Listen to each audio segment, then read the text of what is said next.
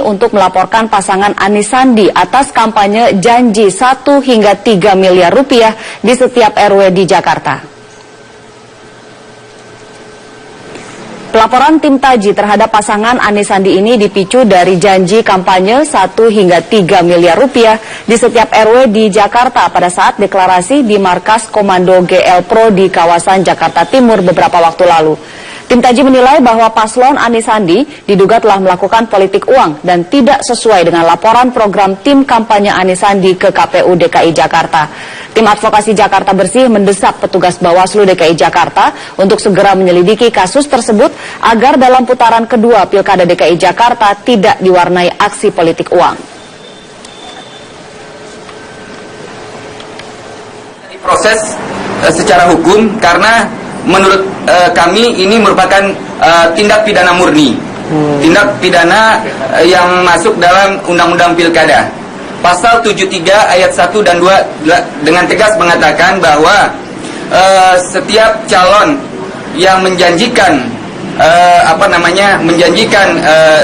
uang itu masuk ranah pelanggaran tindak pidana pilkada.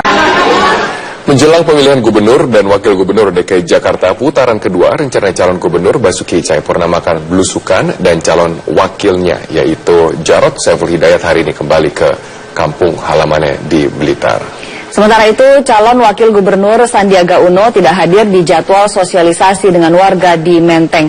Untuk informasi selengkapnya akan disampaikan oleh Clara Alverina dan juga Minanti Rohanta langsung dari Jakarta. Pertama kita akan terhubung terlebih dahulu dengan Clara Alverina. Clara, apa agenda kampanye Ahok dan Jarod hari ini? Ya, Ani, rencananya nanti siang calon gubernur DKI Jakarta Basuki Cahayapurnama akan melakukan belusukan. Meski demikian kami masih belum mendapatkan konfirmasi lebih lanjut terkait dengan rencana belusukan Ahok ini. Sudah memasuki hari keempat putaran kedua kampanye putaran kedua Pilkada DKI Jakarta. Namun memang jika dibandingkan dengan pasangan calon lainnya Anies dan Sandi, Ahok dan Jarod intensitas untuk berkampanye dan belusukannya memang lebih sedikit jika dibandingkan dengan Anies Sandi.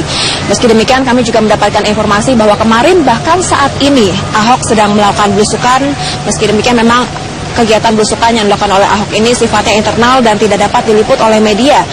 Dan kami juga meski memang tidak terlalu banyak belusukan, baik Ahok dan Jarod ini lebih banyak untuk merapatkan barisan internalnya. Di antaranya seperti kemarin Ahok melakukan pertemuan atau rapat koordinasi bersama dengan tim pemenangan, kemudian anggota pengurus partai pendukung dan juga relawan. Dalam kesempatan tersebut dibahas mengenai strategi untuk memenangkan pasangan calon wakil gubernur nomor urut 2 Basuki Cahayapurnama dengan Jarod Saiful Hidayat, dan disepakati beberapa hal. Pertama ialah terkait dengan pemetaan kira-kira siapa saja yang harus ditempatkan untuk wilayah Jakarta Timur dan juga Jakarta Selatan untuk semakin meningkatkan dukungan suara untuk Basuki dan juga Jarod. Sementara siapa-siapa saja yang juga harus ditempatkan di Jakarta Utara dan juga Jakarta Barat untuk mempertahankan suara Ahok Jarod yang sudah cukup tinggi di kawasan Jakarta Utara dan juga Jakarta Barat. Selain itu juga dibahas bahwa tim pemenangan akan disepakati bahwa mereka akan lebih banyak belusukan ke bawah, begitu pula juga dengan Ahok dan Jarod yang akan lebih banyak belusukan dalam kampanye ini. Sementara kami mendapatkan informasi bahwa hari ini dari kemarin calon wakil gubernur DKI Jakarta Jarod Saiful Hidayat sedang melakukan pulang kampung halamannya, yakni di Blitar, Jawa Timur, dan untuk melakukan kegiatan ziarah ke makam Presiden Republik Indonesia pertama, yakni Soekarno, dan juga berziarah ke makam orang tuanya. Rencananya Ahok akan berada di Surabaya dan Blitar selama 3 hari dan akan kembali ke Jakarta besok atau hari Sabtu. Jarod. Ani. Baik, Clara, saya akan menyapa rekan Minanti. Minanti, apa penyebab Sandi tidak datang di sosialisasi warga? Ya, Ani, jadi informasi dari tim media Sandiaga Uno memang ada miskomunikasi antara jadwal yang telah disebarkan kepada wartawan ternyata berbeda dengan tim sosialisasi dan kampanye dari Sandiaga Uno. Karena Sandiaga Uno sebenarnya tidak mengetahui ada jadwal sosialisasi di Menteng Sukabumi Gang 9. Hal ini sangat disayangkan karena sebenarnya warga Menteng Sukabumi Gang 9 sudah menanti Sandiaga Uno. Mereka sudah ramai datang dan memang pantauan kami di sana sudah ada beberapa tim medis yang diberikan oleh dari tim Sandiaga Uno untuk mengecek kesehatan warga secara gratis, di mana jadinya warga bisa mengecek kesehatan seperti cek gula, cek darah tinggi, serta kolesterol. Dan memang dari pantauan kami banyak sekali warga yang mengantri untuk melakukan cek kesehatan ini, dan ketika diinformasikan bahwa Sandiaga Uno tidak jadi datang, mereka pun merasa kecewa. Dan memang informasi agenda pertama dari tim media Sandiaga Uno, Sandi akan langsung melakukan sholat Jumat yaitu di Masjid Daerah Tanah Atas. Dan informasinya memang sebelumnya Sandi mempunyai jadwal pemeriksaan di Polsek Tanah Abang, namun diundur oleh pihak Polsek karena permintaan dari tim kuasa hukum Sandiaga Uno, karena memang sebelumnya Sandiaga Uno akan menjalani pemeriksaan terkait dengan menjadi saksi pencemaran nama baik. Dan saat ini memang saya sudah berada tepat di depan Masjid Baitul Muhni, yaitu di daerah Gatot Subroto, di mana masjid ini merupakan tempat Anies Baswedan melaksanakan sholat Jumat. Dan tadi pun sekitar pukul 12, Anies Baswedan telah tiba di masjid ini dan sekarang sedang menjalani sholat Jumat. Dan nanti ketika selesai sholat Jumat, Anies langsung bertemu dengan tim khusus yang akan menjaga TPS di Jakarta ini terkait dengan pencoblosan putaran kedua. Tempatnya pun masih sama, jika sholat Jumat berada di masjid, dan nanti pun tim dukungan akan berada di perguruan Islam Al-Muhni yang juga berada di Gatot Subroto. Ani. Baik, Winanti Rohanta, terima kasih banyak atas laporan Anda. Sebelumnya ada Clara Alverina, terima kasih banyak teman-teman, selamat kembali bertugas. Memasuki masa kampanye Pilgub DKI Jakarta putaran kedua, ada lembaga survei yang kembali merilis hasil survei terbaru. Salah satunya adalah lembaga yang merilis adalah Lembaga Media Survei Nasional atau Median. Bagaimana hasil survei lembaga ini dan kemana sekarang arah angin menuju? Kita akan langsung bergabung bersama dengan rekan maksud kami narasumber yang sudah hadir di studio Metro Pagi Prime Time, yaitu Mas Riko Marbun, peneliti Media Survei Nasional. Selamat pagi Mas Riko. Selamat pagi. Terima kasih telah bergabung bersama dengan kami. Nah, apa saja hasil survei Median? Siapa yang front runner sekarang atau yang sedang unggul? Jadi kalau sebenarnya kita ada beberapa temuan selain elektabilitas ya. Memang pada saat ini sementara itu yang unggul adalah Anies Sandi dengan angka kurang lebih 46,3%, Ahok Jarot 39,7%, dan Andi Sadiq 14%. Ini artinya sebenarnya walaupun Pak Anies Sandi ini unggul kurang lebih sekitar 6% di atasnya Ahok Jarot, tetapi tidak boleh berpuas diri. Begitu juga dengan Pak Ahok, tidak boleh pesimis. Kenapa? Karena Andi Sadiq masih 14%. Berarti ini adalah perolehan mereka pada saat survei pada dan saat ini ini jauh berbeda atau kurang lebih berbeda dengan hasil rekapitulasi terakhir, posisi terbalik. Betul, ada yang mengalami momentum kenaikan, ada juga yang mengalami momentum sedikit penurunan. Seperti Mas Anies ini dia mengalami momentum kenaikan. Kemudian Pak Ahok itu mengalami sedikit momentum penurunan. Nah ini adalah kita lihat ya. Dibandingkan dengan hasil rekapitulasi. Turun kurang lebih 3,3%, naiknya 6,3%, Andi Sadiqnya 14%. Tapi kita harus ingat juga bahwa kalau kita belajar dari histori putaran pertama ya, kalau kita telah melakukan survei hampir dari setahun yang lalu, suara ini sangat dinamis. Sangat dinamis. Jadi Pak Ahok dulu pernah kami dapatkan leading. Di awal-awal itu di atas 50%, November sempat turun, tapi kemudian dinamis. Di akhir dia naik lagi. Begitu. Berapa margin of error dari hasil kurang lebih 3%. 3%, berarti ditambah dengan 14%, kemungkinan sudah 17% suara 17%. Yang masih beralih. Dan ini belum kita memperhitungkan misalnya, apakah nanti pemilih Anies Sandi akan berpindah ke Ahok atau Ahok berpindah ke Anies Sandi. Kalau kita lihat dari suara dari Agus, yaitu sebesar sekitar 17% dari hasil rekapitulasi KPU, kemana suara Agus paling banyak? Ternyata ke Anies Sandi. Ya memang, jadi kalau kita melihat ya di sini, jadi hampir sepertiga dari pemilih Agus itu lari ke Anies Sandi. Tetapi lebih besar undecided ya, Ya, 25%. ada 10% yang ke Ahok, tetapi yang harus diingat adalah bahwa pertarungan ini belum usai. Jadi tidak sesederhana itu kita lantas menyatakan bahwa berarti hampir 50% yang tadinya sesuai dengan data KPU tidak memilih Pak Ahok, lantas semuanya pasti tidak memilih Pak Ahok. Oke.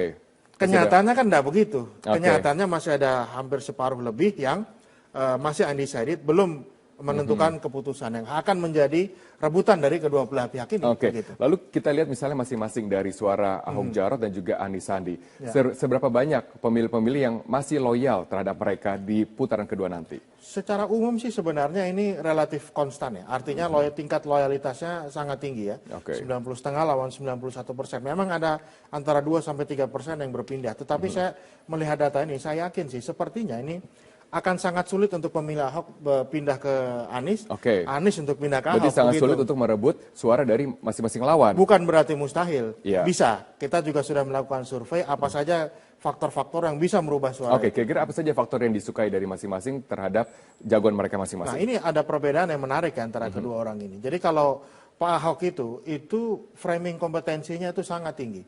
Jadi orang itu menganggap bahwa Pak baik, kita bahas Pak Anies dulu. Anies dulu. Jadi Pak Anies Sandi ini dia ada dua hal sebenarnya ya. Dua hal utama yang kita lihat dan ini tidak terlalu kentara di putaran pertama sebenarnya. Apa itu? Jadi pertanyaan ini kita lakukan secara terbuka. Kita tanya, Bapak Ibu, Anda pilih siapa? Ketika dia menjawab, saya pilih Anies Sandi, apa alasannya? Mereka boleh jawab, terserah ya. Faktor yang pertama ini adalah pertanyaan terbuka. Faktor pertama itu adalah faktor identitas atau faktor agama. Ya, faktor yang kedua, nah ini muncul satu gelombang baru, mungkin karena tone negatif terhadap Pak Ahok ini masih tinggi sampai sekarang. Ada hampir 1/4 dari pemilih Anies Sandi itu yang menyatakan saya mau pilih Pak Anies Sandi bukan karena kompetensinya, bukan karena faktor personalnya, tapi saya mau pilih karena yang penting bukan Ahok. Dan itu ditulis ya. Dan itu mereka katakan. Bukan kuesioner. Yes, itu bukan kuesioner. Ini sesuatu yang mereka ungkapkan begitu aja. Ini menurut saya PR terbesar dari yang akan dimiliki oleh Pak Ahok Jarot ya untuk berusaha mengurangi angka itu. Sedangkan kekuatan utama dari Ahok Jarot? Kalau kandidat Anies Sandi itu keunggulannya lebih kepada faktor eksternal, non kandidat, suasana yang terbangun. Kalau Ahok Jarot ini kelebihannya lebih kepada faktor kandidatnya. Yang pertama itu adalah yang sangat besar, itu adalah pengalaman dan kinerja, 33,2%. Kemudian yang kedua adalah faktor bersih dari korupsi, integritas, 17,1%. Dan karakter, tegas, 15,7%. Jadi ini dua hal yang berbeda.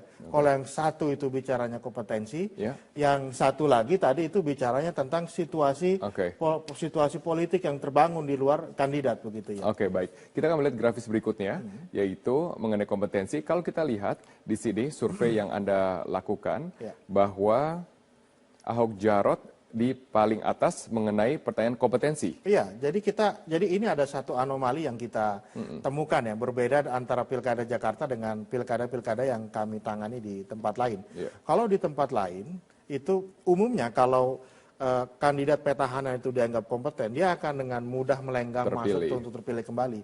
Ini data ini menunjukkan anomalinya pemilih Jakarta. Jadi kalau kita tanya terhadap responden, Bapak Ibu, tolong Anda pilih antara Pak Ahok Jarot sama Pak Anies Sandi ini, menurut Anda siapa sih yang paling kompeten memilih Jakarta, memimpin Jakarta maksud saya?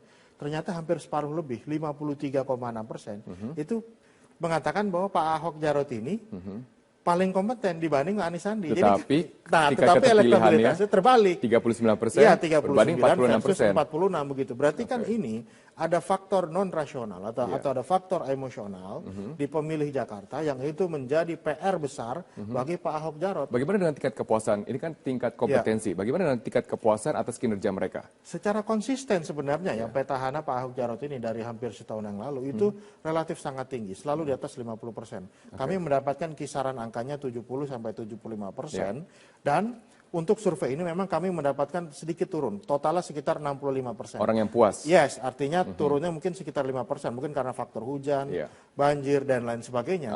Tapi overall sebenarnya publik itu menilai bahwa Pak Ahok ini masih kompeten. Nah, tinggal problem non rasional ini yang harus diselesaikan. Berarti itu anomali di Jakarta. Mereka dinilai paling kompeten, mereka yang dinilai juga paling puas, tetapi tingkat kepuasan tinggi, tapi juga keterpilihannya tidak cukup tinggi. Masih lebih. Nah, jika nanti ada putaran kedua, kemudian per partai pendukung Agus, yaitu Demokrat, PKB, P3, dan juga PAN, kemana suara mereka akan beralih? Jadi kalau kita bisa melihat ya, terutama pendukungnya Agus Silvi begitu ya, Demokrat, PKB, P3, PAN, ini semua masih terbuka untuk kompetisi begitu ya. Jadi kita lihat seperti misalnya Demokrat, justru data yang kami temukan hampir sepertiga itu pilih Pak Ahok, kemudian hampir seperempat pilih Anies Sandi, tapi hampir 40% itu masih undecided. Begitu juga dengan PKB, undecidednya hampir 50%. P3 undecidednya hampir 50%. PAN undecidednya lebih dari 50%. Jadi sebenarnya proses tarik-menarik ini masih harus berlangsung selama 2 bulan ke depan. Kampanye belum selesai. Betul, ini juga dimungkinkan karena masing-masing dari partai ini belum menentukan sikap begitu di juga tingkat dengan kandidat. Tinggi. Begitu juga dengan kandidat. Oke, baik. Terima kasih telah bergabung bersama dengan kami, Mas Riko Marbun, peneliti dari Media Survei Nasional. Dan hasil dari ini akan kami bahas bersama dengan nantinya, yaitu tim sukses masing-masing pasangan calon dalam dialog berikutnya. Tetaplah bersama kami akan segera kembali sesaat lagi.